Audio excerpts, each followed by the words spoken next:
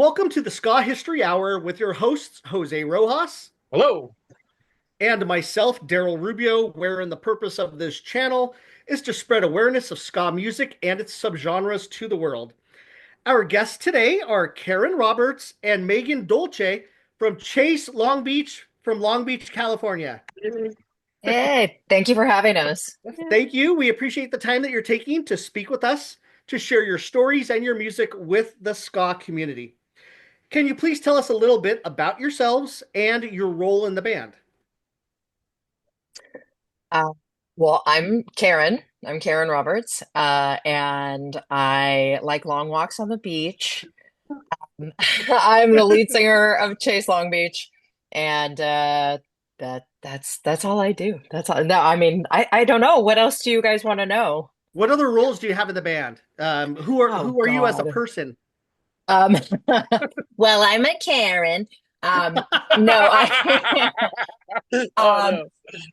Megan and I essentially kind of split like the social media duties. So we do like all of the posting and that stuff, and just like the general wrangling of all of the boys in our band. And she's even married to one of them, so she can tell you how difficult it is to wrangle these boys.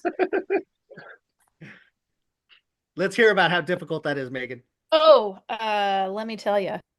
Um, well, yeah, and yeah, my name is Megan Dolce. I am married to Tristan Dolce. He's the other trumpet player, keyboard player, of the group. I play trumpet and sing backing vocals. And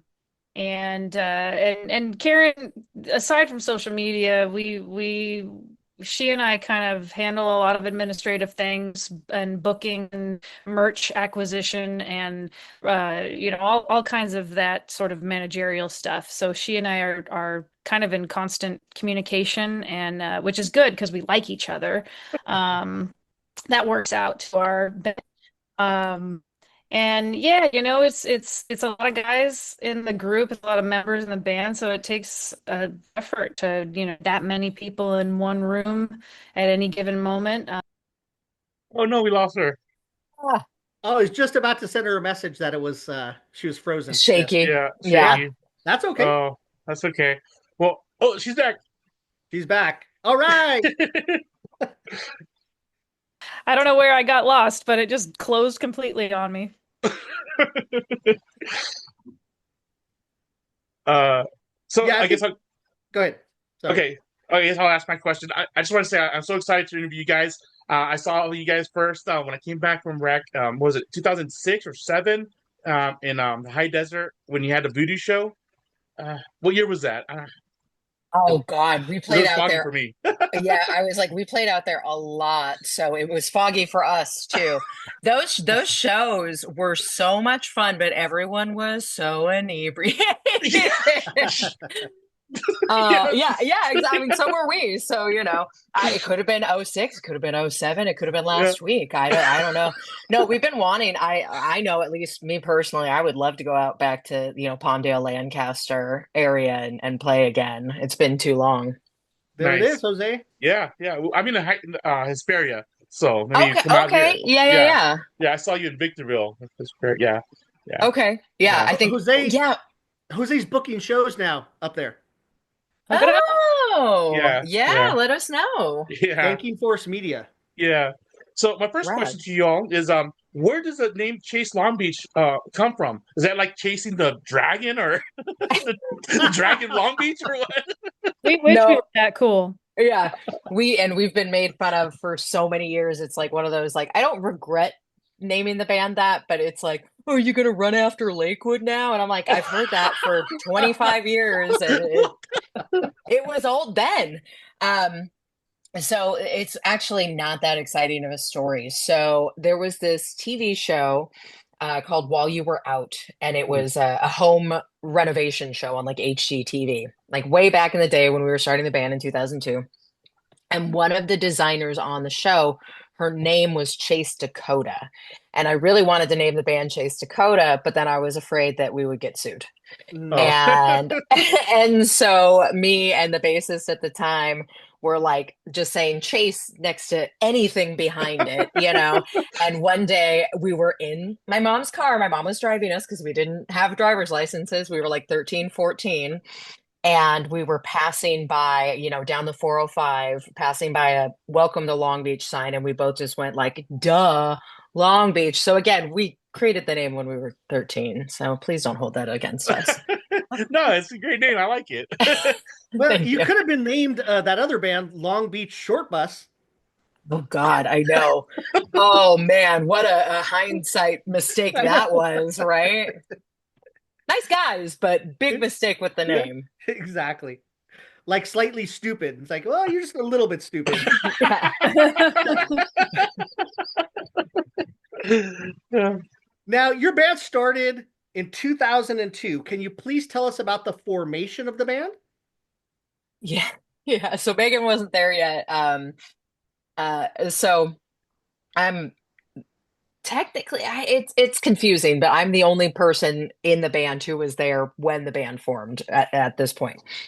So I was actually playing bass in a Blink 182 cover band, and I was so bad at bass, they kicked me out at playing Blink 182 cover songs. Like that's got to tell you how bad at bass I was. And so they kicked me out. And the next day, I remember my mom was like way more upset about it than I was. And I was just like, I don't know, I'm going to start another band. And she's like crying. She was like, I'm so proud of you. And literally the next day, I was like, I think I can kind of sing. Let's try that because clearly I can't play bass. And I had seen this guy play bass at the Lakewood Youth Center, where they would have teen coffee nights on Saturdays, and bands would play, and they would give teens coffee, and that was a huge mistake too. But um, but I saw him pick up. He wasn't even in one of the bands playing, but this was a couple weeks prior. He picked up one of the guys who was playing his bass. And I knew I went to high school with his sister. I went to all girls Catholic high school, unfortunately. And the next day, I literally wrote him a letter that I found his sister. I gave it to her, and she gave it to him. And later that night, he called me, and I was just essentially like, hey, I want to start a band. I know you play bass. And he went to the brother school of my all girls high school. Mm. And he ended up getting a drummer and a guitarist from his high school. And we were practicing at my mom's house that same Saturday. Nice. Yeah. Nice. And Yeah. then it became Chase Long Beach. Cool. So has there been any lineup changes through the years? Oh, I think this is the longest our lineup has stayed the same. What do you think, Megan? Yeah, I think that at one point we had counted 27 former people, Wow. which is like gotta be some sort of record, I think. I like ska bands have a lot of people in them, Is that no? but There's It's higher. not a Huh? record. you We, It's not a know, record. Yeah, there's we've more. heard the record. Yeah. What's the record? okay. Was The it 40, 50? 40, 50? I thought it was 53, wasn't it? Oh, okay. So yeah. And it's who up who there. was that? Which band was that too? Oh I don't my God. remember. I don't remember either. I don't.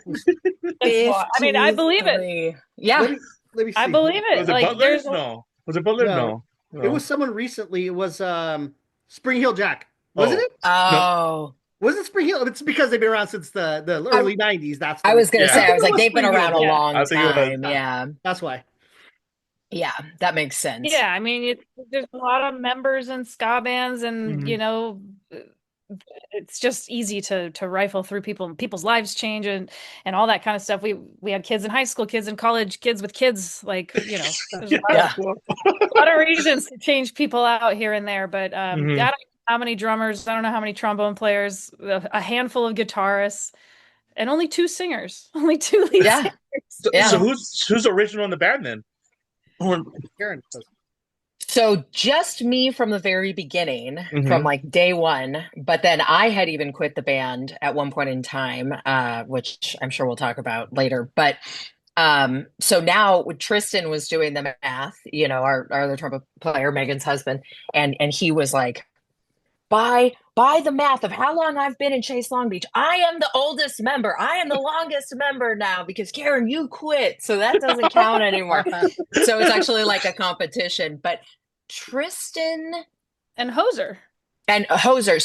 So speaking of members coming and going, our drummer, the Rod Rodriguez or Hoser or whatever nickname he decides to call himself, and wants everybody to address him as, which is totally fine. But he actually was our second drummer ever. And then his parents in high school, his parents kept grounding him. So he kept missing gigs and practices. So we had to kick him out of the band.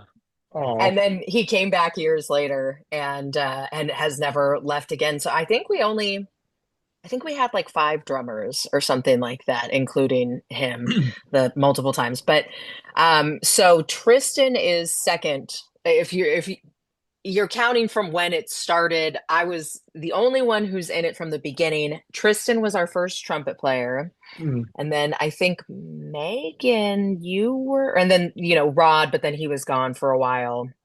And then Meagan was next. And then she actually quit the band for a while too and came back. Oh. It was like a year that you had quit? It was like 4 months. Oh, yeah. It wasn't even that long. You just missed us so much. What was the reason? Yeah. I got married. My first marriage occurred. Oh. And then it didn't. So in 4 months or what? No. And Karen, you were out of the band for how long and then came back? So I quit in 2009. It was December of 2009. And then I came back with the band reunited. So in we did a 10-year anniversary show, just a one-off in 2012. I did that. But we were never actually a band officially again until we got back together in 2022. So Tristan is accurate with the math. Like he technically has been the longest Chase Long Beach member with me being gone that many years. All right. Yeah. Now let's I'm gonna go this isn't actually a question. I'm gonna go through your releases, your full-length releases. And Jose has a question about one of them. So we have Lebec 2007, Gravity Is What You Make It in 2009, and some Warped Tour sampler songs from the Gravity album. Jose, ask your question about that, Lebec. Yeah. The title, it's L, then little E, B, big capital B, then little E, and then C. Why the E's? It's LBC, right? Like Long Beach City or something, or. So actually, What? it's a really funny story. Okay, so there's a city in California called Lebec. Oh, and like more out near the high desert. It's like through the Grapevine on the 5. Just outside, or is it outside of the Grapevine or like right in the middle of it, Meagan? it's outside of it.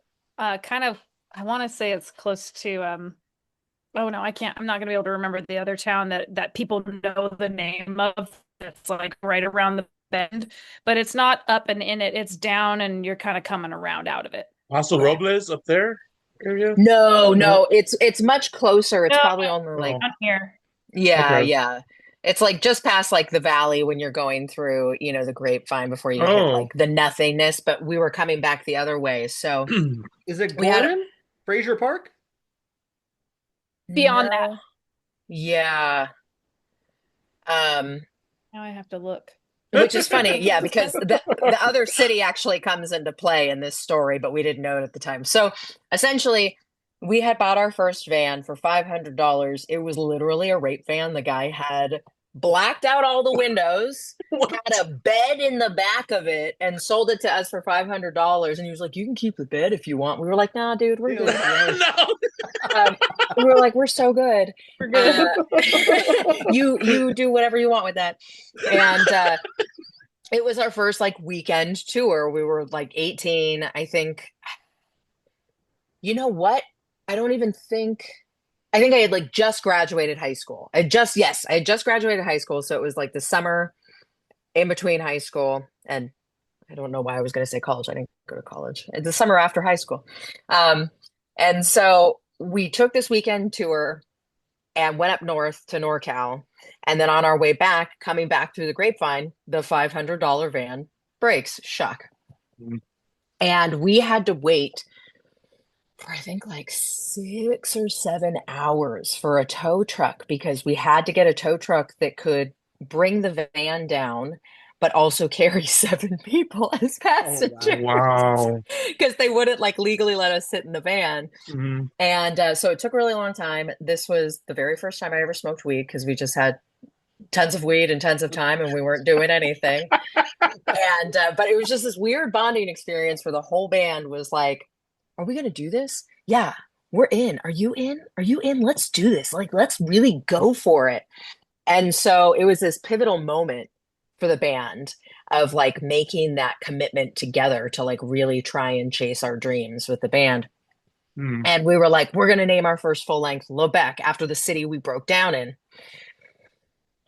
So it is actually Lebec, and then we were stoned another time. We were like, LBC, get it? So like we just made the letters bigger and or capitalized the LBC. But then it was maybe Marketing geniuses we were. yeah. Yes. Megan, how Mwah! long Chef's kiss. after was it that we figured out our mistake? Like a year, It, 2 years? I think it was a good long while, Yeah.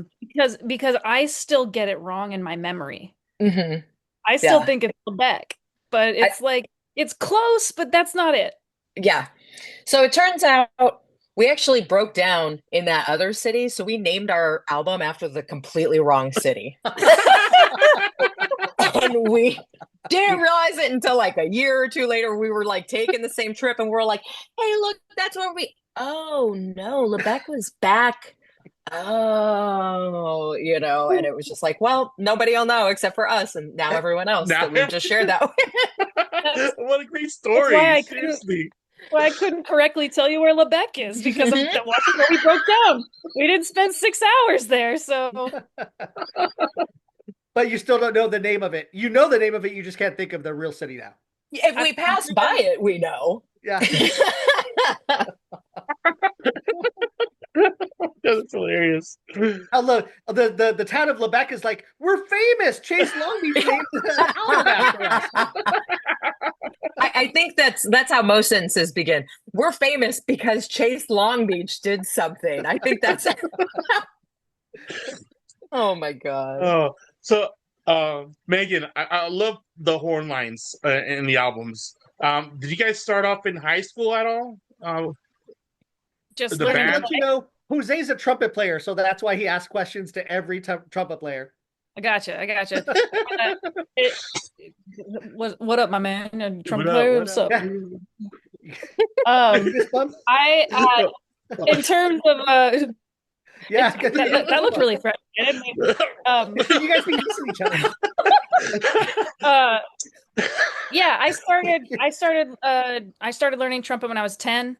My husband started when he was 8 or 9, and I think Okay. Drew picked up trombone in that time frame as well. No, I think he played like euphonium and other stuff first and moved to trombone later. Um, so we've all been, and we're all kind of like super nerds. We play a lot of wind instruments and it Nice. seems like I'm frozen again once again. You're a little Um, frozen. but Yeah. yeah, we've oh, there we go. Hello. I'm back.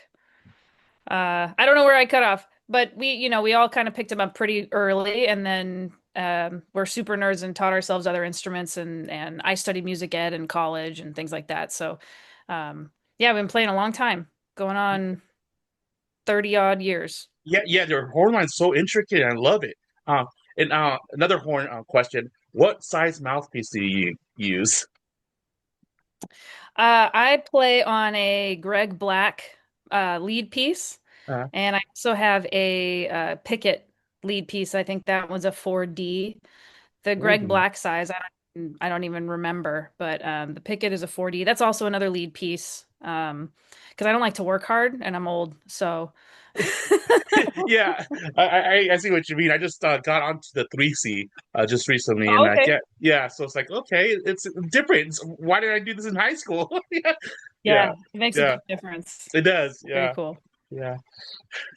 Go for Now, it, Daryl. going back to a question we kind of touched base on, uh, in my research, I've shown that there was another singer for Hmm. Chase Long Beach in the band at one time. Can you please tell us about this? We assume it's in those years, of course, Karen, that you had left and came back. Yes. We want to know about Yes.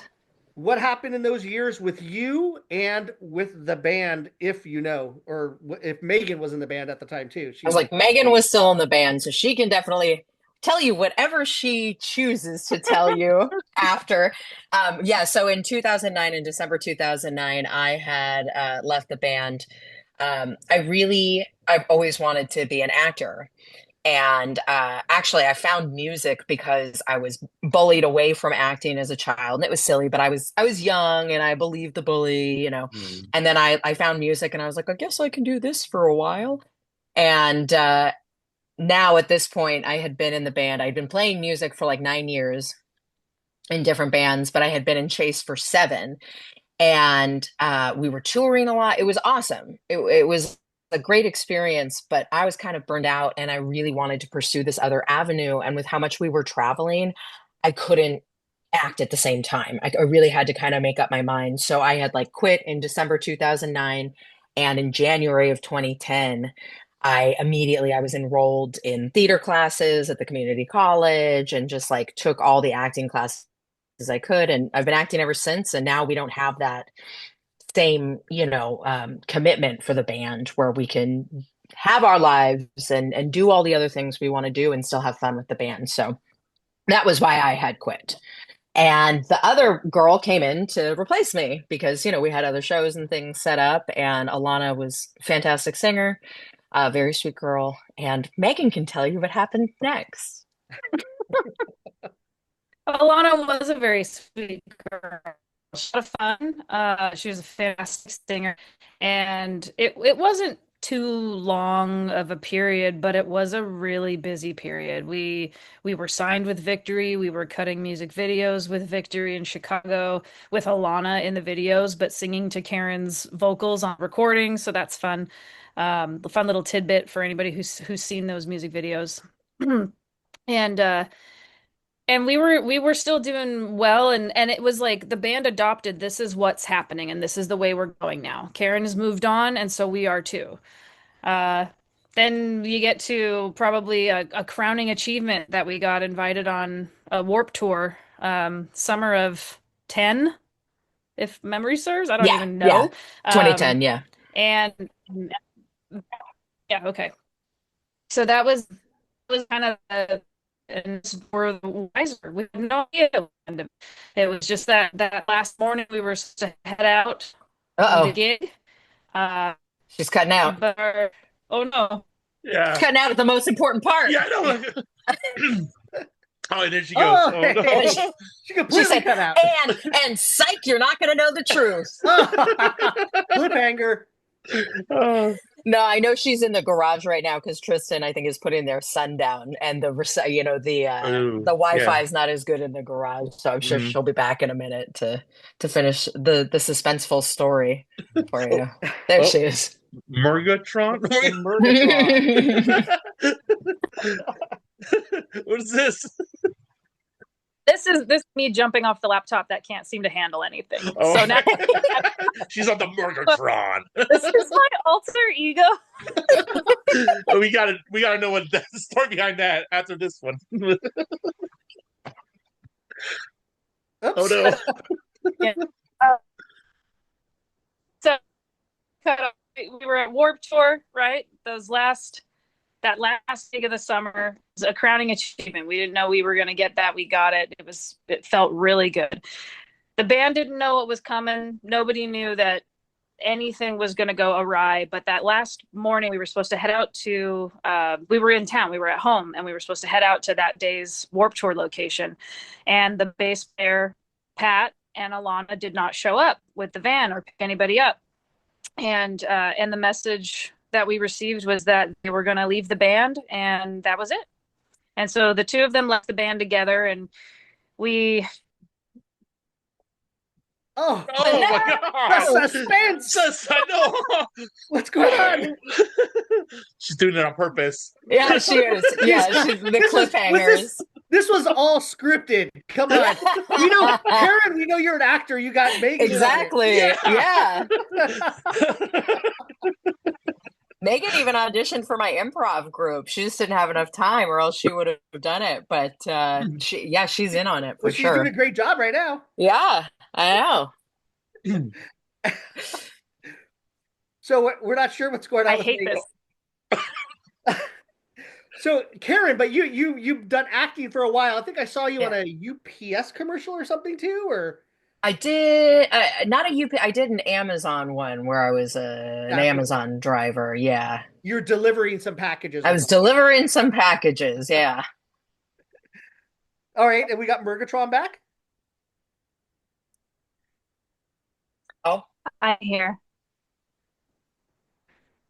We could see you. We can't hear you. She, Nope. Hello. I Yes. heard a hello. No. Yes. Okay. So two people quit, never picked you up. What were you thinking? Yeah. What was going through the band's mindset at that time? We were confused and pissed off. We had to bail on the gig. We had to call Warp Tour and say we weren't coming. And then we had a bunch of commitments that we needed to keep. So I stepped in as lead singer for the remaining year and a half. I came in and I did, I think, 3 shows with you guys that were like hometown shows. Yeah. Yeah, last minute, but and they were all like kick-ass shows where I was like, oh yeah, I was gonna go to that anyway, and now I get to get in for free and go backstage. Nice.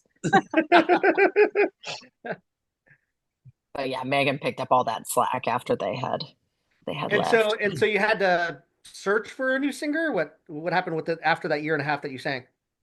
After that point, the rest of the group pretty much burned out, and we decided to just call it quits with kind of open-ended agreement. You know, just we're not good for this right now, and I couldn't really handle that lead spot all the time and playing the trumpet too. It was challenging. Yeah, I bet. So the singer came in after Karen for a year and a half, and then you did the other year and a half. Or how did that? He was Yeah. only there for 8 months, 7, 8 months. Like she had taken over for me in January of 2010, and then they had left in July Yeah. or August. So yeah, it wasn't even a full year, and then Megan took over, and then I came and did, those 3 shows, and Megan did everything else. Yeah. And in that time, she made it on a couple videos and Warped Tour CD. Well, she didn't again. I guess her picture's on the Warped Tour CD. Yeah, her picture is. Yeah, her picture's on it, but again, it's still my voice. Oh, victory, victory records. Oh. So I've seen a few social media posts where Karen is doing a NSFW short, the little revealing, and to a skit where I think it's Matt on the upbeat in your house. Yeah, in my house. That's a funny skit. Now, It is. when the band started, social media was also kind of starting with MySpace and Facebook, right? Do you think it is easier to reach fans through socials now than in the past? And has it been helping you, letting people know about your shows, your current shows? That's a good question.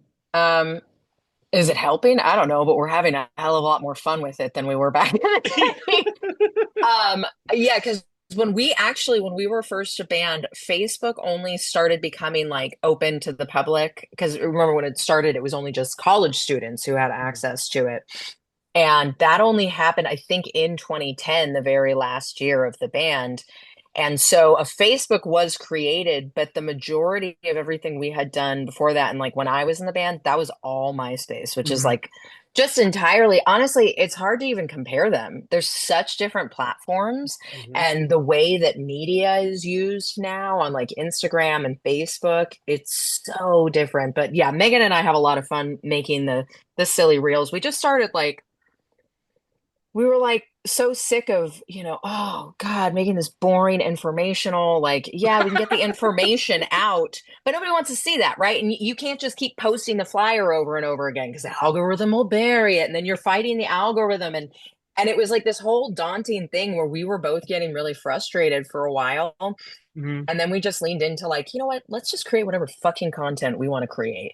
There you go. And if Yeah. people like it, they like it. If they don't, who fucking cares? Maybe they'll come to the show. I don't know. But yeah, it was just more like just have fun with it because we have to do it. We have to feed, the algorithm. But yeah. Well, I know Yeah. one of those algorithms rhythms was pretty happy with your almost striptease. Yes. The not safe for work one. That one, I gotta say, that was actually a Megan idea. And Was it? it Oh, was. She it's was like, Murgatroyd probably, not Megan. yeah, that's Murgatron. Yeah, it was her alter ego. But I filmed it like all by myself at my house, Yeah. like in my self-tape setup, actually, where I do all my auditions and stuff. I gotta tell you, right? Like it was scary how much attention it got, and I still have people making I still have people making like weird, inappropriate comments to me about it. But like this is the thing is we're so used to doing like funny things. I don't know sexy. Like I was just like, okay, I'll do sexy, but I still have to make it funny to some extent. And I was so uncomfortable making that video. Like I don't know. Like I watched it a couple days ago and I was like, ah, cringe.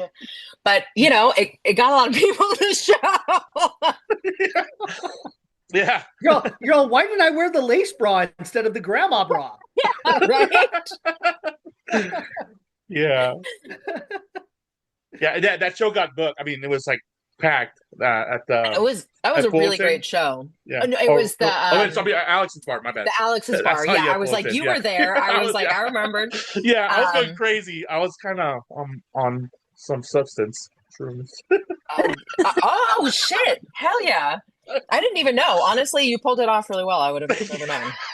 Yeah, thank Would you. have known. It was just one little one. One. Okay. Yeah, that's Yeah. It's either a stem or a cap. It it was depends. a stem cap. One Okay. one full one. Yeah, my Full, buddy. full guy. Yeah, my buddy in Tustin. Just hey, take this. Why not? All right. You're just throwing your buddy under the bus right now. Oh shoot. Well, you didn't say his name. What's his name? What's his address? Justin. Oh. Now, uh, Karen, I don't know how much you were involved with the whole. I know you were involved with the Victory Records thing a lot. I know Megan was also. How was it dealing with Victory Records in those early years, and how did that all come about? Did they approach you? Did you like pitch your band to them? Because that's not a normal company. I know back in those days they were signing a bunch like of like pop punk bands and punk bands and things like that, but they started jumping on the ska band. Well, I shouldn't say that. That's not right. They started having ska bands on their label, which is a little different. How did that all come about, please? Uh, okay, so we pitched to them. We were shopping to a bunch of labels, and we had made some demos, and Victory bit everybody else, which was funny because we first went to ska labels, and all of the ska labels were like, "Nah, no one's listening to ska right now." And I'm like, "You're a ska label. What are you talking about?" They were like, "Yeah, we like it, but no." And Victory was the only one who bit. And even though they were mostly known, especially, around that same time for like screamo, hardcore, they did have Streetlight Manifesto, um, and Catch 22, at one point, but essentially I think those were really kind of the only other ska bands that they had. So it was kind of a big risk for them. And it ended up being a huge risk because we still never paid them back. And like it was crazy that anybody did sign us because it was 2009 and ska was very much not popular at the time. Mm-hmm. And so we got really lucky and we knew when we were signing the contracts that it was a bad deal, but we knew we weren't going to get another one. We were like, this is the only opportunity we're going to get to be able to possibly, get our music out there, and we did, and it was really cool seeing our album at Hot Topic and Kmart, all of those really popular places that still exist now. And it was really cool, but we knew we signed a bad deal. And I don't know, Megan, do you want to tell them the story about the day that we left the studio after recording the album and we got the call from Victory? I don't even remember the details. Okay. So Victory was always difficult. If anybody's never heard anything about Victory, then know that their old owner was notoriously a bad guy. And so many bands took Victory to court and won because they were doing really shisty things, Oh wow. especially Tony, the owner of the label. And the day that we finished recording, they had paid for us to go out to Fort Collins, Colorado and record at the Blasting Room Studios for 2 weeks where we like lived in the studios. It was an awesome experience. And they didn't tell us what they expected of us. We were just like, we're going to go in and do what we want. And then the second we're like piling into the van after being done to head back home, they were like, they had gotten the tracks and we had done, was it three instrumentals? 2.5. Okay, 2.5. And they were like, we didn't expect you to do instrumentals. And we had this like whole idea. That's why we wanted to start the album with The Beginning, the song entitled The Beginning. And now it's like number 8 or something on the album because Victory they were like, no, that's not going there. And they were pissed.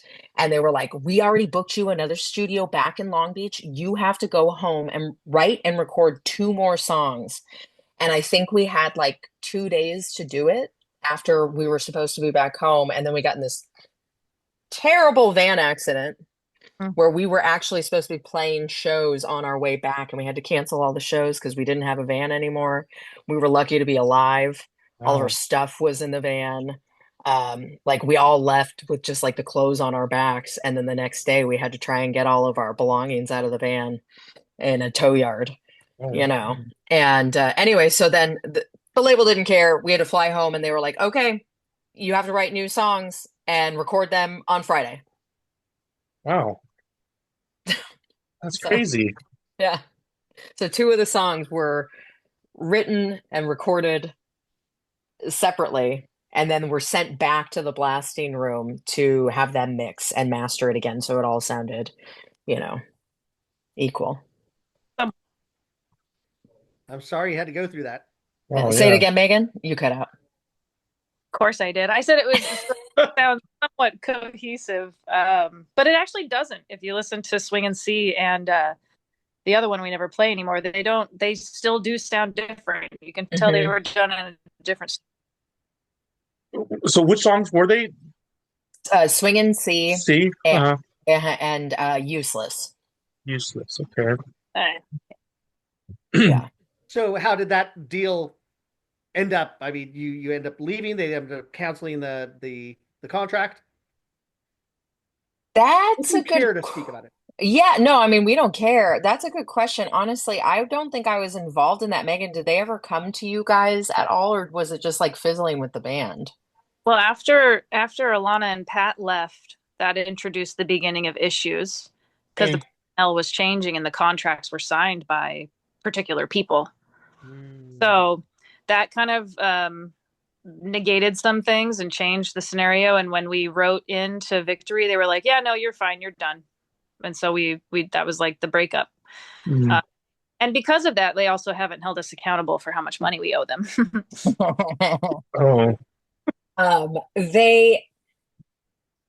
It's funny too, because I think we owe them something like at least 20 grand, like, somewhere around there. I think they are still pulling. So when Victory sold, they sold all of the masters to another publishing company.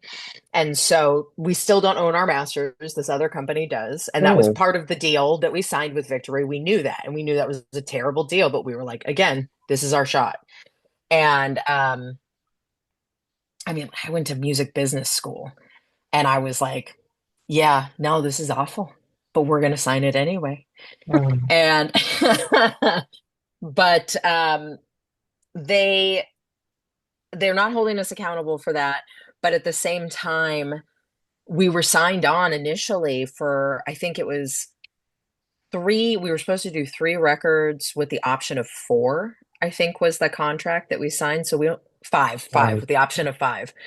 And we only ever did one. And I mean, I had quit the band probably about 8 months after getting signed to Victory.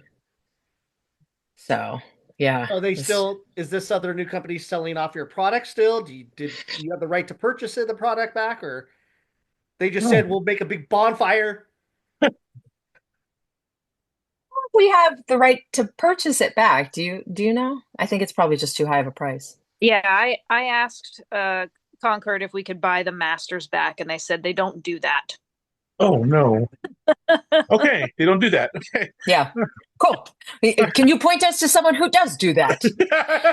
Um, Actually, and it was a huge thing too because we didn't have control of our Spotify for years. It was Oh. Victory who had created our Spotify, so that was why it was only Gravity that was on there for years. And then when we became a band again, I think it took us a whole year of fighting to try and get our Spotify, and we did finally. So now Lebec, now all of our new releases, go on to Spotify, which is great. But it was a huge battle just even trying to get in touch. One, get in touch with somebody who could help us, and two, then getting them to help us. Mhm. So, Oh, Well, well, how about the physical media portion of it? well, I mean, yeah, we have all that. We own all of the you Physical. know, the physical stuff, and they even left us. Come to a Chase Long Beach show. Buy a $10 Gravity is what you make it CD because we still have boxes and boxes of them. yes. Good, because I need another one. Like, we've got plenty. So Nice. that was the Victory one. Lebec was put out by yourselves Independently. Yeah. independently. Got it. Yeah. We did that DIY, but that was the album that, Real Big Fish frontman Aaron Barrett produced. We were very lucky to have him produce on that. So, That was my next question. You got oh. Aaron on there. You've got Kevin from Catch 22. Mhm. So you got a couple. You had some friends on there. You had a label mate. How did all that come about? Did you ask the bands? You said, "Hey, let's Aaron, you're pretty popular. It's Kevin, let's bring you aboard." How did this all come about?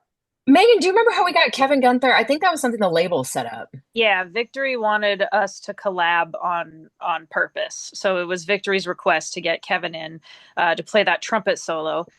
And I think it was their call because it was at the studio they booked for us to do those extra two songs. That's where we brought Aaron into in Long Beach. So I think both of those were Victory's decision to just kind of liven up, add a little bit of clout to our name and our newest record, our freshman record. So they wanted to help us out with some brand names, if you will. I do know the Aaron one, we did ask him personally because he was a friend of ours after, and we had like played a lot of shows. We toured with Real Big Fish. So Aaron was just us asking him, because he was in town at the same time that we had to go back and record those two songs. And of course, like Victory was like, oh yeah, that's great. They're not going to say no to having Aaron Barrett on the record. But we just feel so bad. Well, and Aaron, I even remember Aaron making some joke when he came in. He was like, "Oh, you only thought about me when you had to do two more songs and you came back home, huh?" And we were like, "Hey, man, it's not up to us, but it was up to us."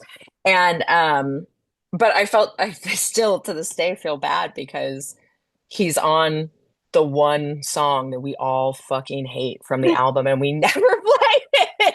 And we're like, it's not because of you, I promise. So, and that's the useless song, right? Yeah. It's in the name. I was gonna say it's in the name. Oh man. Wow. Yep. Totally unintentional at the time, but now it's been a joke forever. Why did Victory have you guys record in Colorado and then say like, "Oh, come back and record in Long Beach," when they could have saved all that money, had you at a local place, not had to put you all up into for hospitality? Strange. That's a good question. I don't know the answer to that one, but we had a hell of a time. Yeah. They should have kept everything in Long Beach. Yeah. Cool. That's They on should. them. Would have made a lot more sense, and we wouldn't be in the hole 20 grand. Mm-hmm. Mhm. Technically, they're in the whole 20 grand. Yeah. Yeah. We don't owe them anything. Now that album, Gravity is what you make it, and it has some wonderful songs that make someone reflect one's life. Like the album helped me through my some questionable choices and at times when I came back from Iraq. For example, the lyrics on the song "Paul Mall Price Crisis" don't know how we got to this point or where we're headed now. Times they change, but we're still here, slowly going insane all alone touring across the world. Four wheels feel like home when it's our turn. And yeah, what's left to learn? Now my question, sorry, I love the lyrics. So my question is, who Thank wrote the you. lyrics and the great horn lines? Like, what was the inspiration and to all this great song? Well, first of all, Uh, Jose, this is why you got to get physical media to look at the who wrote everything. Okay, well, yeah, honestly don't know if it's in the actual like physical media who's if like a breakdown because I think we usually are just like songs written by Chase Long Beach, you know. okay, Um there's a different breakdown when it comes to like ASCAP and things like that, but I think we just always kind of kept it communal, you know, unless there was some like outside force that helped us write a song, which I honestly Look how young I, you I don't two know if are. that's ever happened. I know. R.I.P. You What happened? Um, you know what? I made questionable decisions there too. I mean, look at that hair. Um, I'm pretty sure. So I write the majority of the lyrics. Megan writes a lot of the melodies, two. um, vocal melodies. Megan writes the majority of the horn lines. I mean, each member does their own part. So like Megan might write like the lead line, and then Drew will come in with like another, you know, a harmonizing line or you know, a counter line. mm, And but I whether she wants to agree with me or not, Megan definitely leads the horn section for sure. yeah, for She sure. I could see that. Oh no, yes, I see that from her performance when I first saw her live in those years and recent. Yeah, yeah. yeah. I mean, those lines are so intricate. Like, how do you come up with them? I don't know. She's very talented. She'll never Yeah, say it, but we are very lucky to have her. and then the harmonizing and everything. I'm like, wow. Yeah. It's just so much. And when I've been doing music my whole life, I started on piano, and you just start to build. The more you listen, the more you know. It's just like understanding a language. The more you read, the better you get at speaking and writing. So the more you listen, the better you get at writing music and learning how different voices work together. And it's we have a lot of fun. And Tristan and Drew are fantastic musicians and Mhm. capable writers. So we can sit down and come up with stuff so quickly. It's very satisfying and really fun, and also the 90% of the time really frustrating. So Oh man, you got to give me some of that sheet music, please. dude, I could do that. Yes, yes. I would love to. Oh my gosh, my heart. You don't see Jose nerd out too much with bands on this interview channel. I love that. He's going right after it. All right. Now you've also worked with another guy from Real Big Fish, Scott Kloffenstein, Yes. and Yeah. Littlest Man Band on that Blue Lucinda song. Tell us, Mm-hmm. are you bringing in the whole RBF family? Who's next? Is Tavis next? What's going on? Oh my God, Tavis, that's so good. What is that guy up to? We just Uh, saw, we just saw him the other day at the Goodwin Club in Mephiskapheles show. oh, that's right. I forgot he's in Goodwin Club. Oh, I'm so excited to Well, finally play with them. him and Chris Grau both Yeah. do everything in that band too. So Yes. Yeah. I love Chris. yeah, that's Known awesome. Chris many years. No, it was just kind of a coincidence. We even joked about that. We were like, how did we end up with both Scott and Aaron? It was more so we wanted to have a feature on this latest release, and we're gonna have another feature on the next release too. But not with Scott, somebody different. And we were just kind of like the vibe of the song. Like there were a few names thrown out there of, you know, other friends of ours in other bands, and it was just like no, that voice wouldn't work with that song, or that voice like wouldn't love him, but like his voice wouldn't mesh with mine. And then it was just kind of, I don't even remember who threw it out, but it was just kind of like, let's try asking Scott. And he was like, yeah, totally. So we were super excited to have him on board. And I think that combination, it sounds great. I love that song. I love that song. And I think so much of it, I mean, it's already a great song, obviously, but so much of it is to do, with Scott really bringing it to life for sure. Yeah, I think the last time we saw him play was at the Summer Sizzler a couple years Yeah, back. probably. Oh, Yeah, okay. yeah. Yeah, Hmm. yeah, Something like yeah. that. I think. Yeah. He Littlest Man Band played at our record release show last October.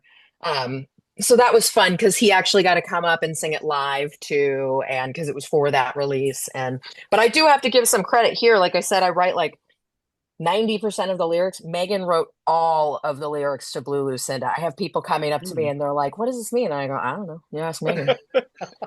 But there's a fun story behind it too, so I'll let her tell you that. Well, I had originally intended Blue Lucinda to be a country song.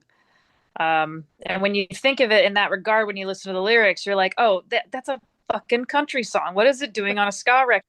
But I know myself, and what's like the golden rule aside from the golden rule is know thyself. I know I'm not gonna sit down and actually go track a whole country record out, even though I dream about it. So I'm just gonna go ahead and use my own shit for the thing that's actually doing stuff, the Hmm. ska. And somehow it worked. I don't know. There's probably room in the world for ska country. I'll figure it out. Uh, that was the origination, and then it translated easy, and everything else just fell in place. And now it's harder for me to remember what it sounded like as a country song anymore. So it's working. Nice, nice. Now the song Joe versus Cricket is another great song for Mhm. self-reflection, right? Now is the cricket like oneself fighting their consciousness or something like Jiminy Cricket? Er, So the one thing you got to know about Chase Long Beach songs is that 99% of our titles have nothing to do with the fucking song. And JVC, as we call it, Joe versus the Cricket, uh, absolutely has nothing to do with the song. And I it like was too much. literally, yeah, I I love love the introspection about it. I mean, I'll tell you what the song is actually about because it is about like something very important and pivotal, yes. especially for the band. But but it was literally Joe was high one night fighting a cricket. In the actual fight, that's even better. Oh my god. Yes. Like he's like, where is that cricket? And he couldn't find the cricket, and it was driving him nuts. And I don't know if we were we must have been on tour or something, or we were all just hanging out. But it was something where the whole band, was there, and we were just like, Joe versus a cricket, man. Like when it came time to name the song, we were like, duh. Um, but yeah, so it's just about a literal fight with the cricket. Okay. Um, so but the song lyrics actually were another very pivotal time in the band. Mhm. So I um in 2008, yeah, it was right before the Victory thing happened. So this is fall of 2008. We are like 2 or 3 days into a tour, and I have my very first panic attack ever. And I end up, I was just like, I was so scared. I'd never felt that way before. And I was like, I have to leave. I have to go home. I have to go home. I have to get help. I have to get help. And we had a meeting. We were in Vegas. We had a meeting in a hotel room where it's like me standing up and the whole band sitting on this side, opposite. And they're trying to convince me, Karen, Megan, you weren't even on that tour, right? Yeah. And so everybody's, Karen, you have to stay, you have to stay. And I was like, I can't, I have to go, I have to go. And it ended up, I left. I left tour and I felt so weak in doing so, but at the same time I did really need help, and I was diagnosed with like anxiety disorder and panic disorder, and I was able to get into therapy and start getting this help where I could go back on the road. And I even remembered like January, because this was November, like January, I had a phone call with our manager at the time, and he was like, we had another tour coming up, and he was like, you can't do this again. Like I had to have like a very serious talk. And I was like, I know, I know, I know. And so that song is if you now thinking about that in context, you can listen to the lyrics or Mhm. read the lyrics, and it's this internal struggle with what I was going through, but then it's the struggle of the band dealing with it and me trying to, and us trying to figure this all out. Oh yeah, the lyrics I wrote down. Remember, whatever you do hits me hard, but stays with you. No regrets. Just think it through. Can you tell us more about what this song? Yeah. Oh, sorry. So that's not the lyrics. That's my question. Yeah. Yeah. So yeah. Yeah, so like those lyrics actually like that happened. Like the band, they said, do, whatever you do, like, yeah, it affects us, but it's going to affect you more. Right. Yeah. And then, at the same time, like you got to do what's right for you, but we're hoping you think this through. Like that Yeah. was it. They were like, don't make the decision tonight. And I was like, I have to go tonight, and yeah, so it was just this actual thing that happened in the band. Wow. Yeah. Yeah. Those lyrics like really resonated with me because like I always like, well, okay, yeah, what I do now is like, okay, it's going to reflect what I do, what's going to happen in the future. But yeah, Absolutely. yeah, it's a great song for anybody out there too. Yeah. Thank you. Yeah.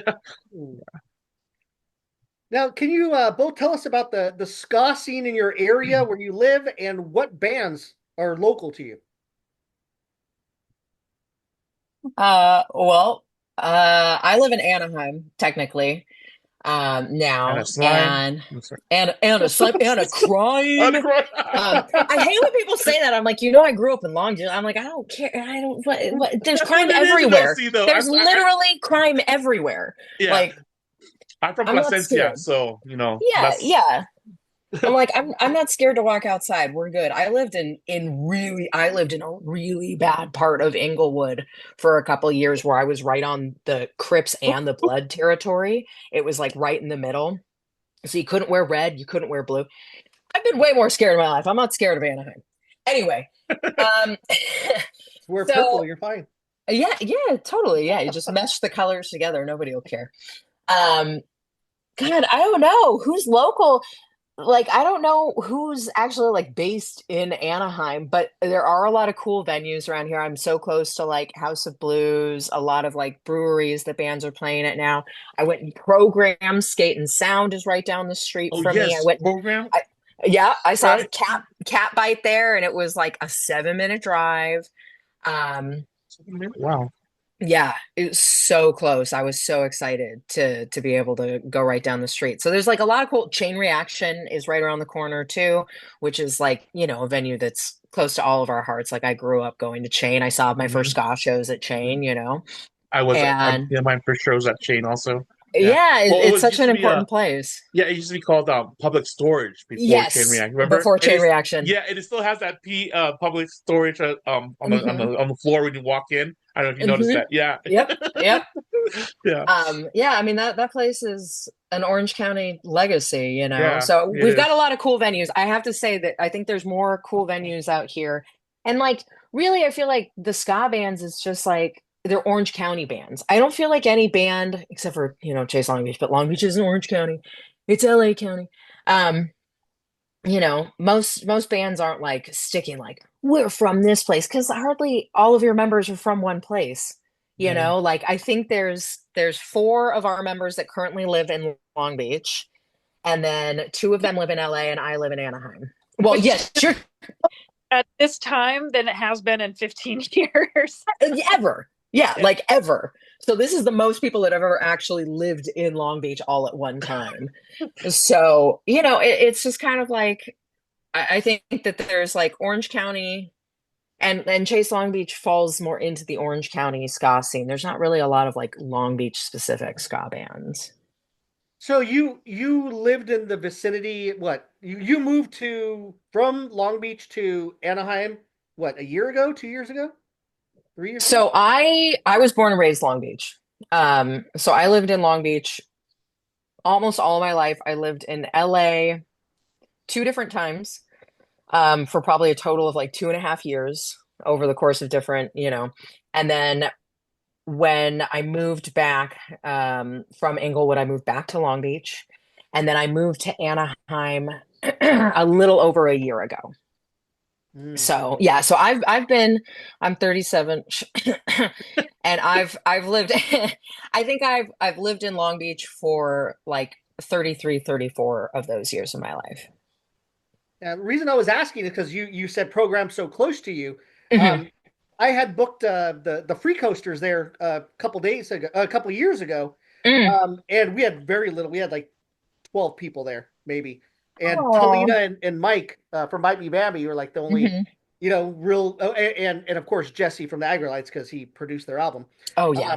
Were the only like people from the actual. I mean, besides Sweeney and Johnny and Caton, who we also played. But there weren't many bands that came up to support the touring band, which was kind of sad. Oh, that's such a Yeah, bummer. Yeah, yeah, it I always was. try and go, when I can. Like I said, that was the first time I saw Catbite like last month. Oh my God, I was so excited. It was so good. Um, but yeah, I'm somebody who like I really it's much harder for Megan, she's got a 6-year-old running around, but Mm. and a puppy and a kitten all at the same time. Oh my God, they're adorable. They are so adorable. But Pickers. yeah, exactly, right. She sent me the cutest video. Oh my God, can't stop. Anyway, but I very much every time I can go to a ska show, I just love going out and I love seeing everyone. Like I love seeing the music, especially experiencing new bands that I haven't gotten to see yet. But local or touring, I always love going out and supporting both and spending money. I'll buy merch and things like that, because it's so important for especially touring bands.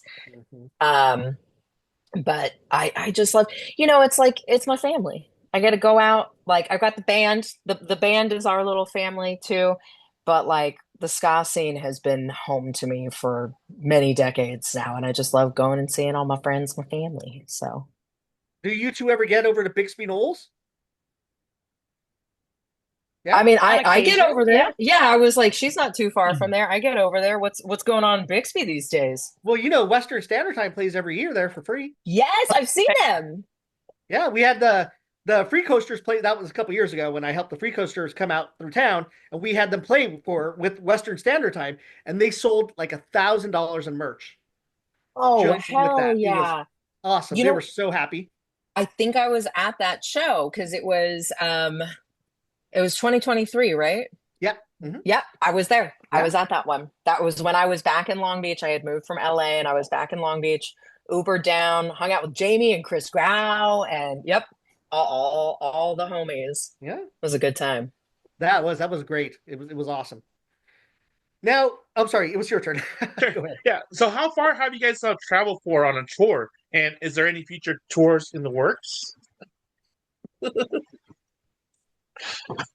We've flown to Europe for a European tour, which was flanked by, some dates in the UK on the front end of that tour. So, and Wow. that was, we went to the UK 3 times and Europe once, and then a handful of national tours here, Mhm. coast to coast, up and Mhm. down. I think we hopped on a Canadian island at some point and back. Um, Never into South America, unfortunately, and we haven't been over any Asian countries during our touring years. When we have been asked recently if we'll tour or visit or go or just please come to our city, which is like 3,000 miles away, it's really hard to try to rationalize it, with Mhm. all of our jobs and families and children and puppies and kittens and things of that nature. So we've kind of kicked it around, but not very seriously because it just seems really hard to do at this point in our lives. Yeah, So if it's Supernova just were ever coming to call, would you be like, yes, we're going? this is the thing. If there was the right opportunity and we were able to make enough money where it made Mm. sense, like that, I've had people ask us like specifically about like Supernova too. And I'm like, I want to say yes because it's a really big opportunity, but at the same time, it would have to work for everyone and the Mhm. money would have to make sense. Mhm. Because that's the thing too, is that like we've thrown around like, oh, maybe we could go to like Vegas or Phoenix or something, and it's still not out of the question. Doing like a whole weekend or something, or a week definitely is not feasible for most of us. Oh. But that's a problem. We don't have a van anymore. So we would either have to rent something where we're out that money, or we're taking several cars. And it's just a lot harder to travel that way, when you don't have the same resources you used to. Mhm. Buy them. Okay. Hey, if somebody wants to buy us a van, I'm not going to say no. Yeah, As no, long as it's not a $500 one with blacked out windows and a mattress in the back. right, but for you, the van would come with a driver named Jose. I mean, if you want to drive our drunk asses, I definitely will not Hey, say no to hey, I that. can do that. Oh, that's funny. Yes. Now, tell us about this your upcoming shows. I heard you guys are playing this badass ska festival in October, based on a celebration of women in ska. Um, I I wonder who know put that on. there's a flyer here A somewhere bum. with some bands on it, and I see you guys are gonna play somewhere there. Where are you? Yeah. Right here.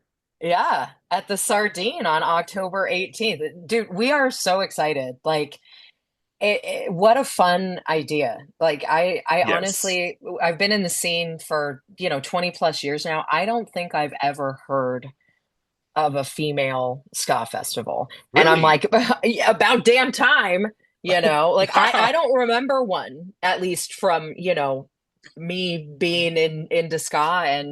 And I think it's so fun. Amy Gabba and I have been like kind of like virtual pen pals for years, and we still never met. And now, like, I kind of helped convince her. I was like, my boyfriend's gonna play drums for her, like kind of helped her put together a band so that she would come. She's gonna stay at our house.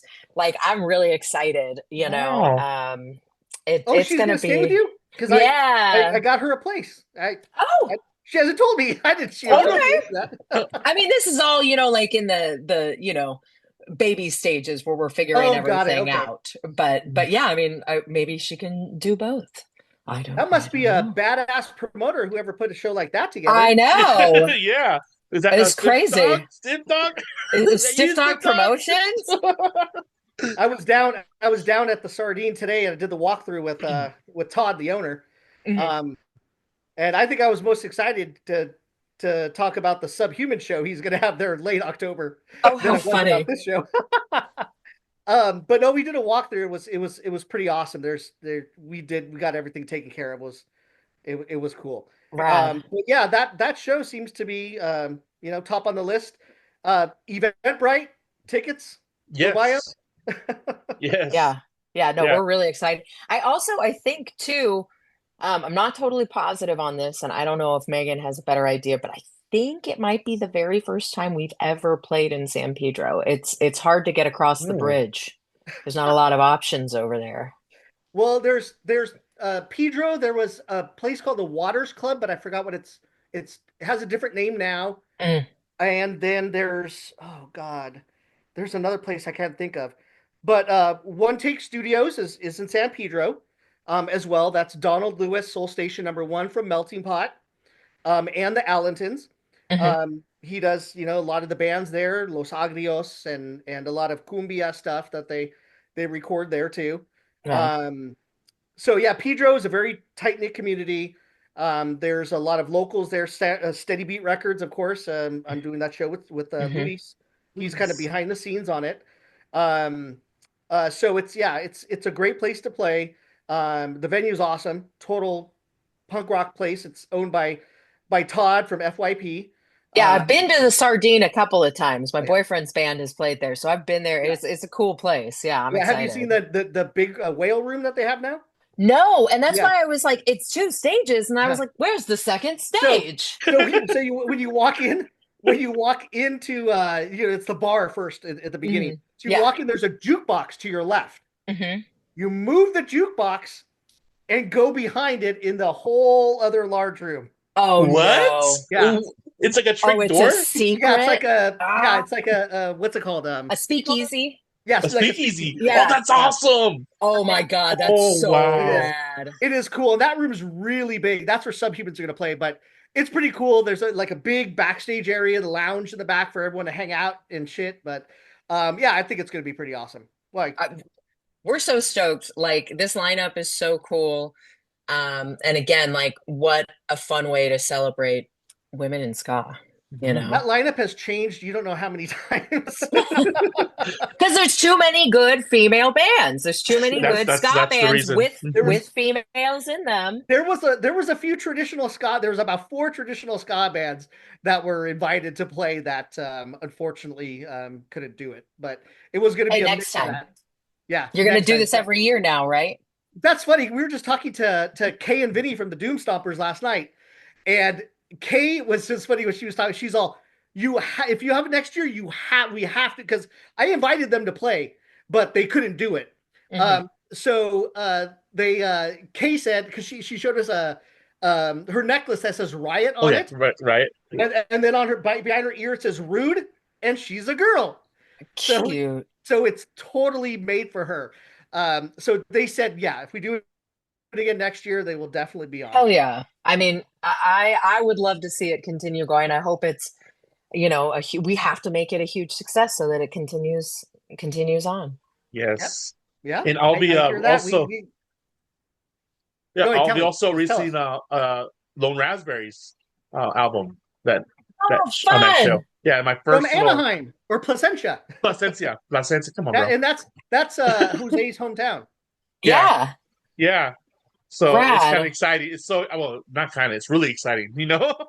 I've So seen it's a the lot of people talking about how excited they are that Lone Raspberry is reuniting for this, and I'm one of them too. I think that's so cool. Here's a test pressing. that's yep. Hey! That's Yep. awesome. Yeah, so Mr. Skanking Force Media over there trying booking getting a lot of these bands signed to his label.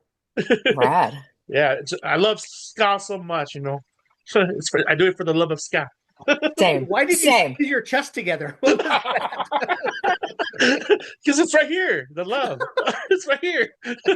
He's trying to blend in with the women of ska. I Oh can wait. Thank you. Thank you. Yes. Thank you, Karen. Yeah, no problem. ask a question before it gets too much too Okay. inappropriate. Okay. So another great song that made me think that life is going to be okay. That's not. There's no moon. It's a space station. The lyrics on that one. Oh man, she's got so much to learn in this life. Look, she's fallen in life, and now she's living to die. Oh, that hit me. But she's not ready to give up. Not this time in her mind. She's got one chance. She'll take it now. She's gonna make new mistakes for the rest of her life. Oh man, that can you talk about that one a little more? Like the inspiration of Sure. yeah. Yeah, yeah. I mean, if it's if it's not clear enough, it's about suicide. Um, Yeah. so when I was a freshman in high school, I tried to take my own life and I didn't succeed, luckily. God. And this song came out of that experience. And the craziest thing too is it's just kind of like I wrote this, being like, don't give up. Like it can be really bleak. I get it. You just got to keep trying. And I know sometimes it's going to be really hard and you're going to keep making mistakes and things are still Mhm. going to go awry in life. Like that's part of it.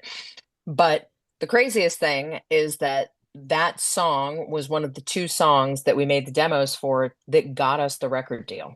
So like had I not, you know, been in that place and tried to take my own life and then, written that song about it, Chase Long Beach's trajectory could have been entirely different.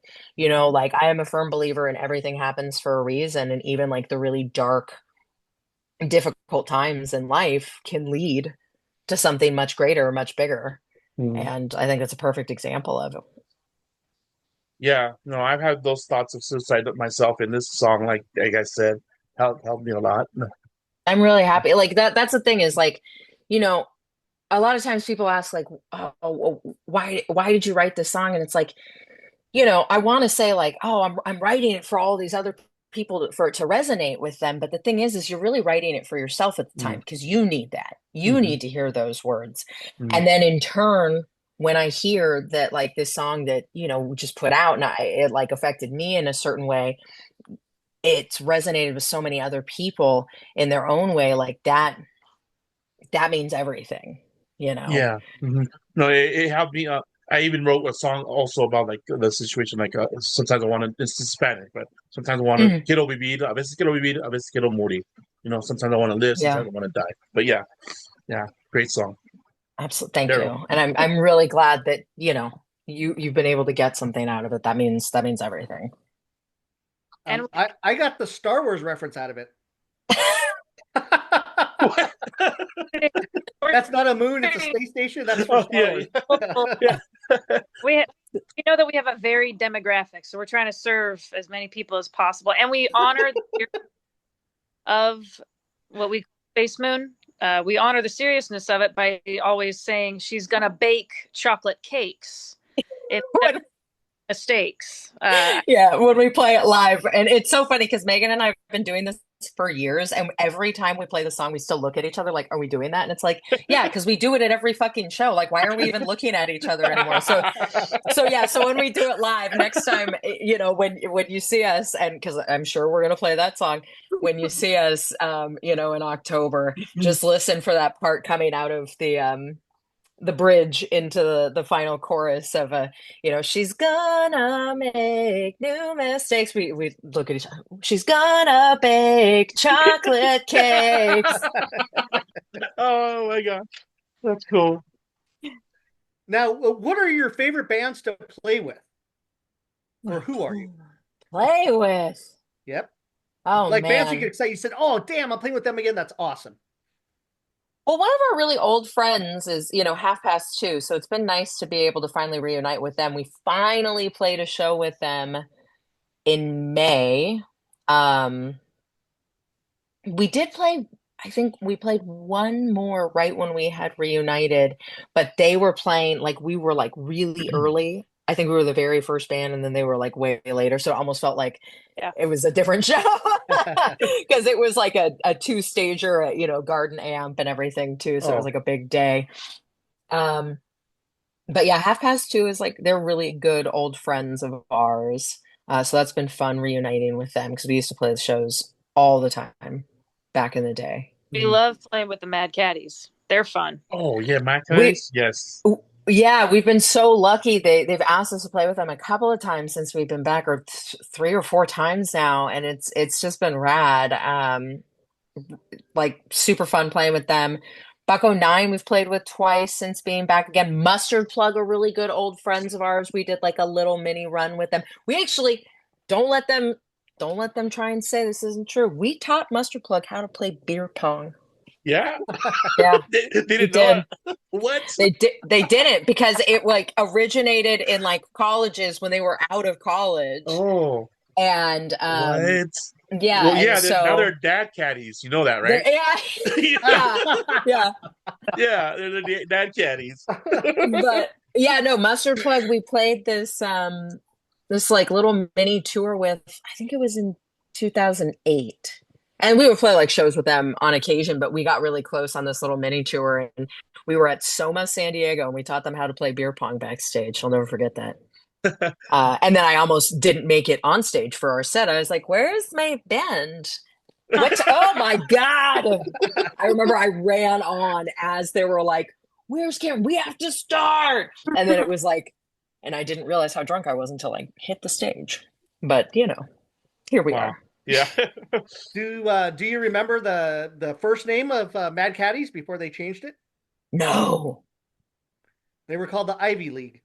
the Ivy League. Okay, Yeah. okay. When I managed the Hippos, we were playing with them a bunch of times up north, Santa I didn't know Barbara you area. managed the Hippos. Oh my God, Heads Are Gonna Roll is one of my favorite albums of all Oh, time. everybody's just I put like, it, what the heck? I on my label Stiff Dog, I released their first album Oh, before I Hippos. didn't know that. You didn't know Oh that? my God. No, I love the Yeah. Hippos. That's so rad. 97 through 99. I managed them. I tour managed them. I was their booking agent and their record label. That seems like a conflict of interest. It was. That's why they made no money and I made everything. No, it was just a conflict for them. That's why they didn't keep me around. Yeah. I mean, 2 years is a long time for them They were not paying attention to what was happening, huh? No, they did. That's why. That's why I'm no longer around. That's so funny. So is there a prankster in the group? And any like crazy prank stories, or has there anything like out of the ordinary happened during the tours? Like That's so funny. We don't really have like a prankster. no? We all think we're the funniest fuckers, every one of us.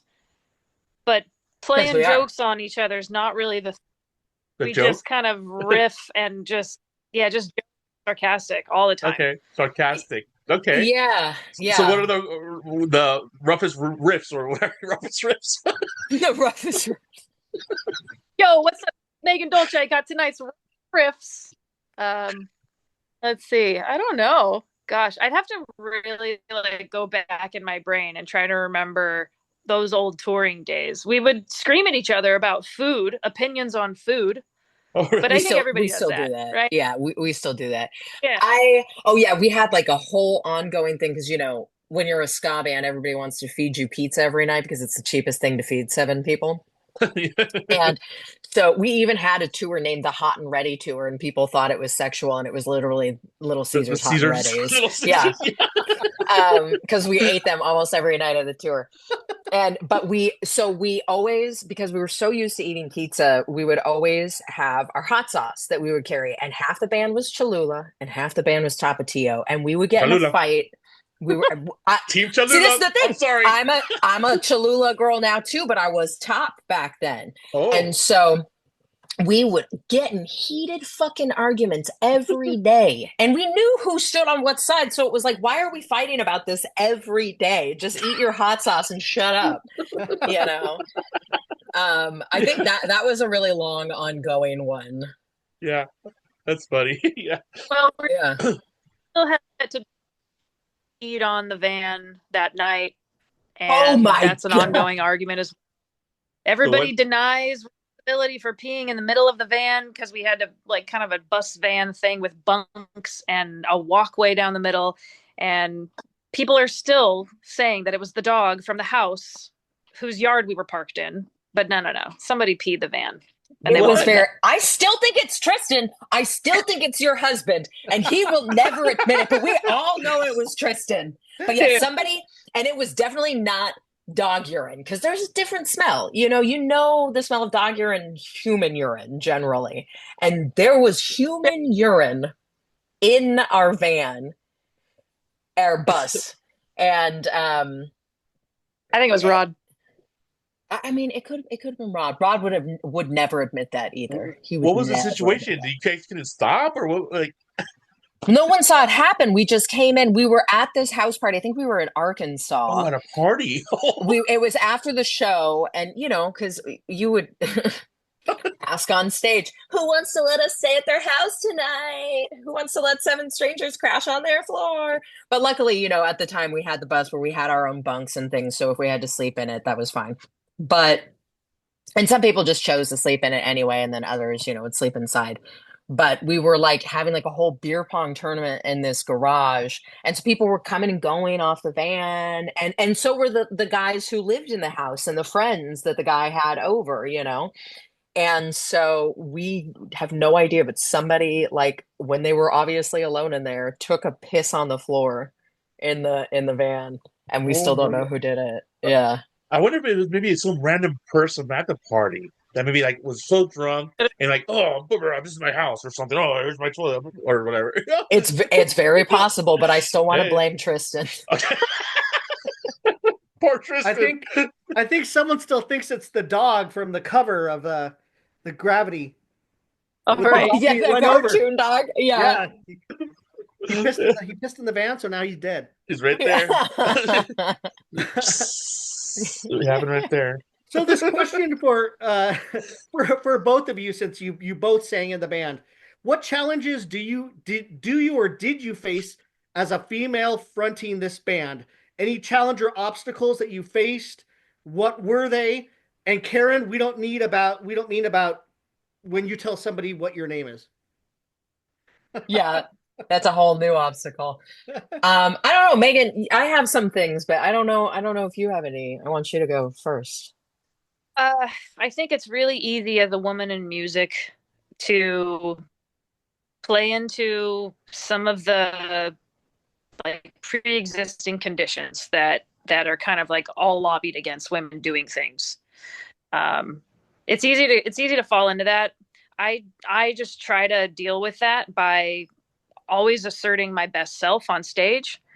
And then I take the validation I get after a show and I put it in a bottle and I keep it and I remind myself of it all the time. Because when I have really good other singers and players come up to me and say that they liked what I did, then I'm like, all right, I'm not worried about what anybody else says because my colleagues here who are listening to me and building community with me are giving me the feedback I need to just keep on. And then I it's much easier to ignore all the other bullshit that way. Mm. Um, I think one of the most common things that happens, and still to this day happens to me, it happened a couple months ago, is usually security, and they say that's for bands only. And you go, yeah, I'm in the band. And they just automatically assume they go, not girlfriends. And What? and Wow. I had this actually happen. It was at the House of Blues. We were playing the Parish Room with the Mad Caddies. It was a big festival that was both stages, whatever. And the security guide on the side of the stage, I was walking over there to plug in my in-ear monitors into the PA, into the mixer. And he was like, "Oh no, this is bands only. You can't come over here." And I was like, "I am in the band." And then, but I'll never forget it. I got to watch his face while we were on stage. And he like went out of his way afterwards to be like, "Oh my God, that was so sick. Like you were so good." And I was like, "I appreciate that, but I'll never forget." Yeah, Um, exactly. but but yeah, so that's like a really common thing that still happens. That's really unfortunate that people just assume that. Um, Another thing that I know is really hard, especially being a woman, is people want to comment on what you look like. And especially like when Gravity came out, like the music video for that's or We've Got Pockets Like Nobody's Business.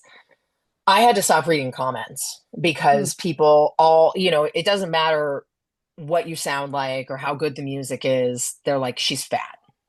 What the And, people are terrible. And it's just like what? people trolling on the internet. Like, when people say this to your face, probably not because they're cowards. But I think women face a different scrutiny than men do in that regard of it's still about image and what we look like. And if we're not this perfect vision of what you expect a woman to look like, we're going to hear it. The other one that I love, I have two different rumors going on in this scene Mm. Really? of me having done things sexually with people that I never did. And the very first one, the second one's really funny, especially because I know who it was. Well, actually, I know who started both of the rumors. The first one, and I won't say names, but the first one happened when I was like 16 years old, 17, but I was underage, right? And it was a guy who I'm still friends with to this day. I've forgiven him. He had had a crush on me, and he told me his feelings, and I tried to be as diplomatic as possible, and I just said, "Oh, I'm really flattered, but I see you as a friend, blah blah blah." And he spread a rumor, for lack of better words, that I suck dick for shows. And I For sure. was Wow. for shows. Like I Wow. like the band Come was on. only getting shows because I was doing sexual favors. And I was underage at the time. And then like this rumor got around where I was actually propositioned by like two different people over the Promoters? course of time, No way. promoters No who way. were They like actually they believed it? yeah. And I What? was like, I am smart Dumbass. about these things, and I knew how to skirt around the topic and get the band to show without doing that. And but yeah, it's like it's another thing where like men sometimes think, whoa, again, he was young and immature, and people make mistakes, but they think like, oh, well, I have an upper hand, like I can use sexuality or, yeah, there's unfortunate things that definitely happen being a woman, but I think and it's terrible. Like I knew going into this, that I knew how to protect myself. I learned how to protect myself in that way. Um, but it's unfortunate that women have to think that way. We're kind of always on the defense a little bit. Mhm. Mhm. Sorry to hear that Yeah, happened. wow, I didn't know that was going on like that. Like Yeah, I that's mean things happen, but again, like I've forgiven him. Like, the the other one is just so silly. yeah. But it's just like, what am I going to do? Waste all my time being mad about it or just navigate it to my advantage, Right. Mm. you know? What what was his end game though, making that rumor? You know what I mean? Like he was interested I in think you. it was just Like, I honestly don't even know, but I think it was to try and like humiliate or debase me because I turned him down. He was yeah, he was hurt that he was, I said no. And oh well. again, we were teenagers, Yeah. like people do silly things when they're teenagers. Yeah. People do silly things when they're 75, I yeah. still do silly things, so yeah. But Yeah, all day. Yeah, yeah, that same. that little framing thing was kind of Yeah. but it was Hey, so you were much having a fun, great time. dude. Oh my, well, it was like a flashback, like not flashback, but like you know how I love the album so much. And I was like, dude, I can't record this. I gotta get in there, and fucking get in there and pit, or You were pitting hard. You were skanking hard. You were that skanking force. they that's why I call myself, or yeah, yeah, the force of my stock, singing, yeah. So do you? Oh no, we lost Oh, we lost Megan again. Uh, That's all right. yeah, I knew it. She'll be right There she back. is. Yeah. Murgatron. Megatron. Transform. Come on. Transform.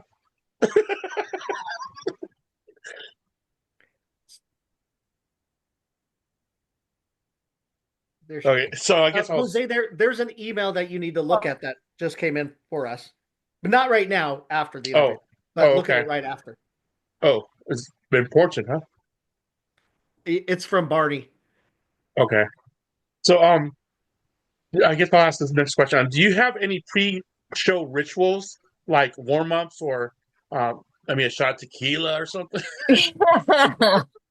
um, I warm up. I definitely warm up my Mm, vocals. mhm, That's important to me. We don't really have one all together as a band. Our drummer does this thing where he always brings PB&J. He brings peanut butter and jelly and bread. And he makes himself, he doesn't make PB&J at home and bring it pre-made. He makes it at the show, has his PB&J, plays the show. Um, yeah, for me, it's mostly just warming up. mhm. And now that we're like older and we're like, oh, we can't get drunk before we go on stage anymore. We have to like limit how much. I know like just the right amount of vodka to drink before getting on stage and how Ah, much to it's bring on just on the stage. vodka.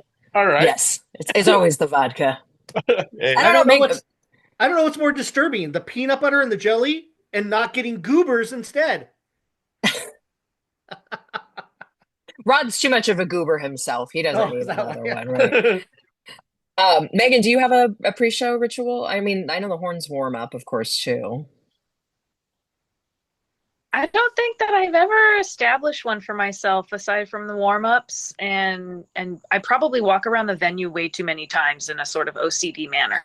Yeah.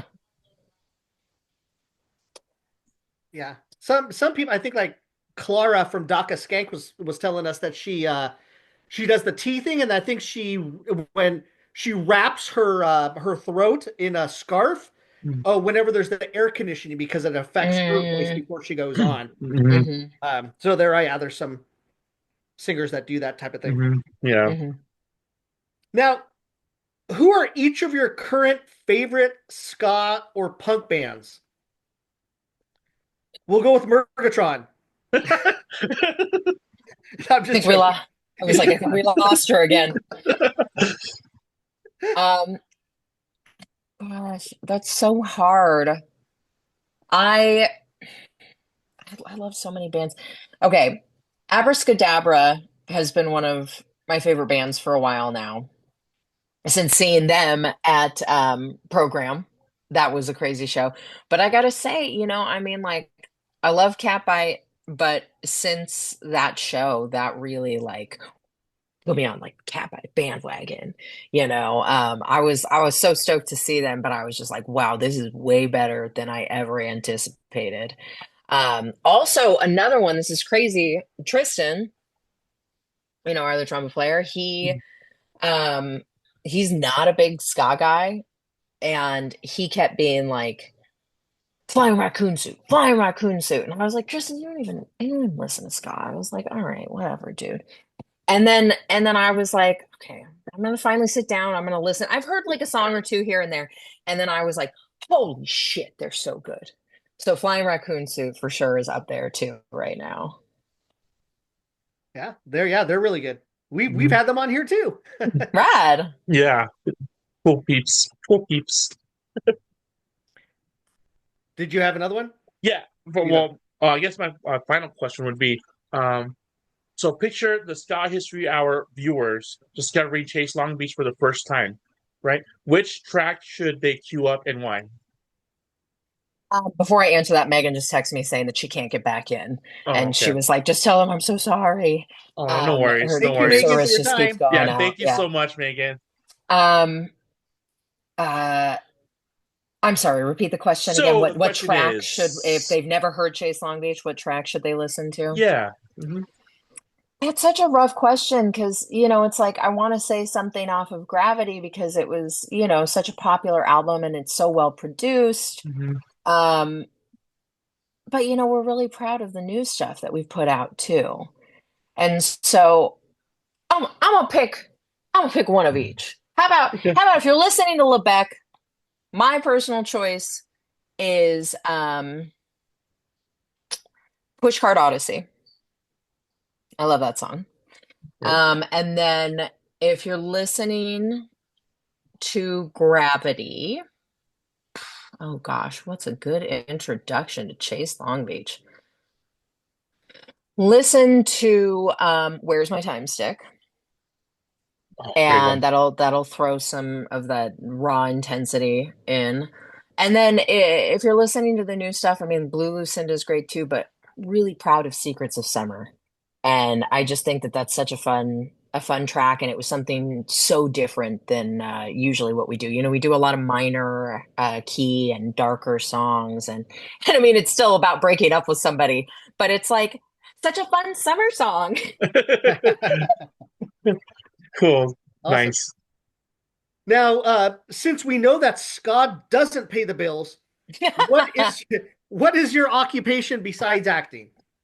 I'm a server.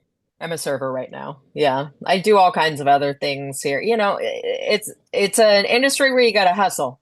So I have done a lot of different things. I have like old clients that I work for doing like organization and things on my days off too. And but yeah, my main job right now is a server. Awesome. Cool. Now, what is your pet peeve and addiction? Just in general, like not about like music or anything. Yeah, Just in general. just Oh man. Well, this is a problem because I have way too many of both. Um, okay, so pet peeve. Oh man. Shit. I'm trying to think like what's I think this is the reason, like when we talk to a lot of international ska bands, they always request the questions up front. yeah, So this is yeah, probably the reason why. yeah, yeah, so they have time to think about it. yeah. Um, okay, what oh god. Okay, I have so many pet peeves. Okay, let me do addiction first. Vodka. Um, cats. I have a problem. I love cats way too much. It's an issue. I would have a million if I could. Um, We've seen the videos. yeah. Yeah, I have three. So like that's not enough. Um, I would say those are probably my two biggest ones. I also love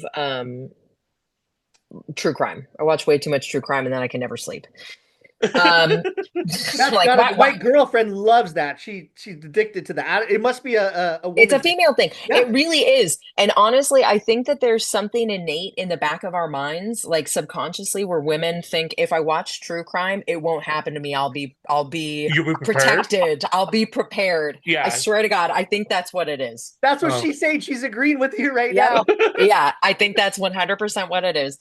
Um, Pet peeve. Okay. God, see, this is so bad because I'm gonna put my boyfriend on blast doing this. Okay, don't throw your fucking laundry right next to the laundry basket on the floor, right? Like, can it just go in? Can it just go in the laundry basket?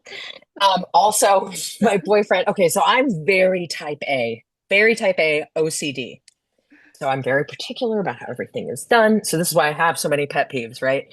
So like when I hope he doesn't listen to this. When I cook something, right? I've got it all planned out in my head. I pull all the ingredients out. I know I'm going to need this. I'm going to need this. If I'm handling raw meat, I wear gloves.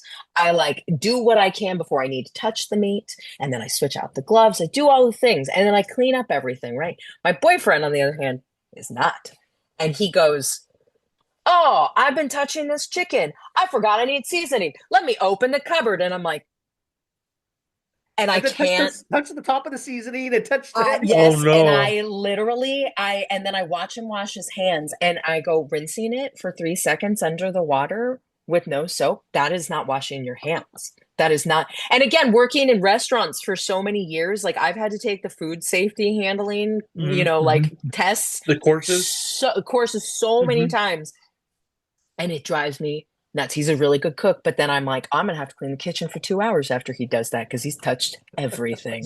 Re clean everything, huh? I Every like surface area. literally Yeah. everything, every handle, everything I know he touched when he was making it. Like, I have to leave the room. I literally cannot watch him cook because it stresses me out way too much. Way too much. Mhm. Yeah.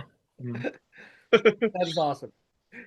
Now, what does the future hold for Chase Long Beach? Any new material coming out? Oh, it's funny because we're actually breaking up after this podcast. Man, I just bought the van. Man, I just put the freaking numbers in. Well, we're playing the Rude Girl Riot Ska Festival on October 18th. Very excited about that. So that's our next show. We were taking a little bit of time off from our last show in July until that show because we are trying to work on some new music again. It's a little bit slower going than it was when we released this last EP, but our goal is to release another EP. But we had put too much pressure on ourselves of like deadlines, and which is good to some extent because it gets you moving, but at the same time there were certain things where we're like, oh shit, if we weren't pressed up against that deadline, like I would have changed this, I would have fixed this. So we're trying to take a different approach to recording this time where we're getting all these demos in place. So there has been one song in particular that we've been working on. I'm hoping that maybe we can debut it at the show, but we'll see. I know they're laying down drums for a demo this weekend, so hopefully that'll get things rolling. And yeah, so we're looking at, we're going to be releasing another EP probably sometime in 2026 now at this point. But yeah, again, we're not putting like a hard date. Got it. Perfect. Cool. Wow. Nice. Now we've seen these with your buddy Matt from Matt Matt Vest Vest. on, Yeah. on the Upbeat, the Arose Such a Clatter compilations. Uh-huh. How many of these are you actually on? Well, Chase did one. We just did one song on one of them. It's a cover of The Kinks' Father Christmas, which loved how that turned out too. And we actually recorded like all of that in Megan and Tristan's garage. Um, but I did like a voice, like a story thing on one of them. And I don't think it was the same one. I think it was the year prior. So technically, like I'm on two of them, but the band only has one song on one of them. Cool. And Matt, or I don't know whoever else from On the Upbeat podcast will also be sponsors of the Rude Girl Riot. So they'll be there. And he's also going to be that your co-host thing for the Oh the yes, On the Upbeat show that they have with Calypso's Curse and the Ruffalos, right? I think. Yep. I Yeah. believe it's this one. Oh, there it is. It is at Radiant it- Brewing, Put September right there, yeah. 26th. There it is. Yeah. Yeah, Friday, September 26th. It's a free show. It's all ages. It's at Radiant Brew Co. I think is technically, I hate when it's a brewery and then they're like, Radiant we're not, Brew Co. Yeah. yeah, So it they're, says. but we're not going to call ourselves a brewery. We're going to confuse everyone. Um, but yeah, so that'll be fun. Yeah, I'm just hosting that with Matt, and I think he just wanted a little help because it was going to be him by himself, and I was like, yeah, I was going to go anyway, so I'll jump up there and help you. I don't care. We're good friends, so Yeah, Nice. nice. All ages free? all Bro. ages free. I know. When does that happen, right? I think You it's know an where Jose's early gonna be. show. Yeah. Yeah, I He's think it's gonna have early mushrooms too. and brew this time. There you go. Yeah, I was like, Oh, again, oh my the God. No. brewery. No. It's just Now, fun, but where can we find your music, both physical and digital? Digital, it is on Spotify, Apple Music, and Bandcamp, most streaming platforms. You can find the music digitally. You can, for purchase, physical, on Bandcamp. So we have merch up for sale too. We will ship you shirts. We have the physical cassette because we released a cassette tape in 2024. And Just you and and the so Bracers have done that. yeah, and, yeah. and Chuck Wren with his jump up bands. Yeah, exactly. There you go. So we're not the only ones, but I mean, we're the only ones listening to because nobody has a cassette player. But I do. It's right Wait, here. hold on. Right behind oh, me. perfect. Well, then there you go. I still have never heard it. I've Oh no, my background. literally never heard it on my cassette. I'll love it. I have Lady Hatchet in here. There you go, I have Lady Kristen Hatchet. Forbes. Oh my God. Yeah, I was like, I know exactly who that is. That's great. Yeah. I was actually, she was gonna. I asked her to open the show, to play first. It was just a little. The plane ticket was just a little bit too expensive. Yeah, no So worry. That makes sense. yeah, but that would have been great to have her on that. Now, is there any last words that you have for your fans of Chase Long Beach and the viewers of Ska History Hour?